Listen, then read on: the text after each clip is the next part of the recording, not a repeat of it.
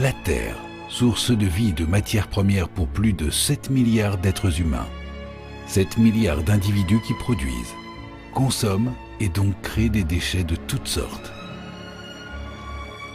Aujourd'hui, la planète bleue n'est plus en mesure d'absorber les presque 4 milliards de tonnes de déchets que nous produisons chaque année. Le développement durable a pour objectif de trouver des solutions permettant aux générations actuelles et futures de subvenir à leurs besoins vitaux. Respirer, boire, manger, tout en continuant à se développer. Le tri des déchets est une de ces solutions. Bien sûr, il y a de nombreux emplois dans le tri des déchets, mais une fois qu'on a trié ces déchets, qu'est-ce qu'on va en faire? Eh bien, ils vont être recyclés. On va recycler les matières qui ont été ainsi séparées, et ça donne l'objet et lieu à beaucoup d'emplois qu'on ne connaît pas forcément, et qui sont réalisés dans des grandes entreprises françaises, du type Suez, Veolia, Paprec, qui sont des grands groupes français. Je suis chauffeur pour la société Edib et je collecte des déchets dangereux dans différents sites qui peuvent être industriels ou dans des déchetteries. Mon métier consiste à conduire la machine afin de réaliser les objectifs de production. Je dépollue les voitures, je démonte les pièces pour le magasin. Les principales missions, c'est déjà tout ce qui est en rapport avec le respect de l'environnement, donc prévenir au maximum les pollutions et savoir quoi faire en cas de problème. J'organise, je dirais, tout ce qui est traitement des déchets dangereux, pré-traitement et traitement des déchets dangereux au sein d'Edib. Mon métier consiste, dans un premier temps, à vérifier la conformité des déchets qui sont déposés dans le bâtiment de transfert.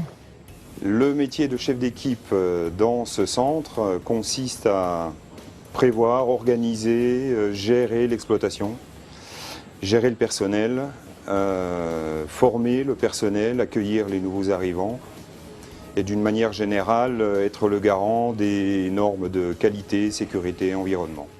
Conductrice d'engin depuis 2 ans. La coupe de la ferraille au chalumeau. Je suis écorgiste. Je suis chef d'exploitation donc au sein de la société Coved. Tri des déchets, recyclage des matières ainsi triées, ça c'est bien beau, mais il faut d'abord collecter tous ces déchets.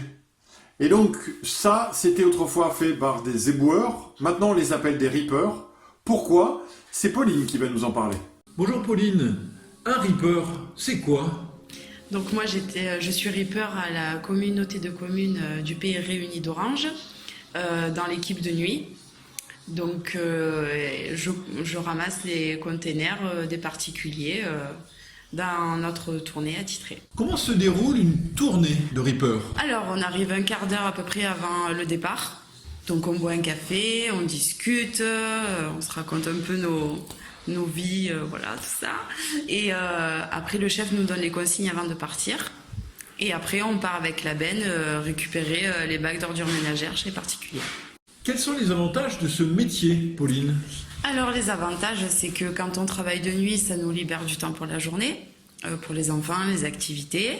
La deuxième, c'est qu'on est bien vu par la population parce qu'on rend un vrai service. Voilà, on est un peu les soignants des rues. Voilà. Le troisième, je dirais qu'en tant que femme, on est bien accueillis. Donc, il n'y a même pas de différence, du coup, homme-femme. Et la dernière, je dirais, le salaire. Il y a à peu près 10% en plus du salaire de base. Malheureusement, les déchets ne sont pas tous bien collectés dans des poubelles. Beaucoup traînent au sol et vont se retrouver au final dans les océans.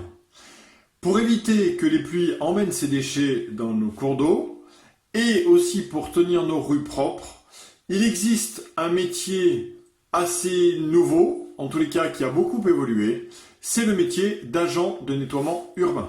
Mathieu va nous en parler.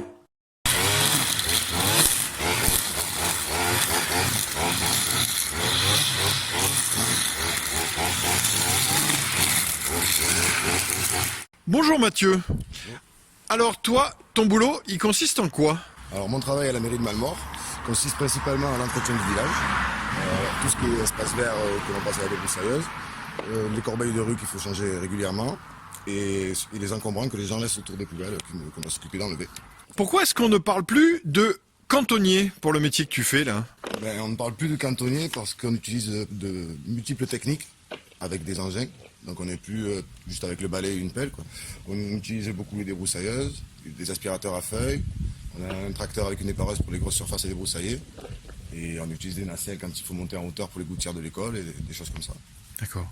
Donc vous rendez un vrai service à la population. Beaucoup plus complet que si on était que juste avec une pelle et un balai, quoi. Et la population, on est reconnaissante? Elle est plutôt reconnaissante. Oui.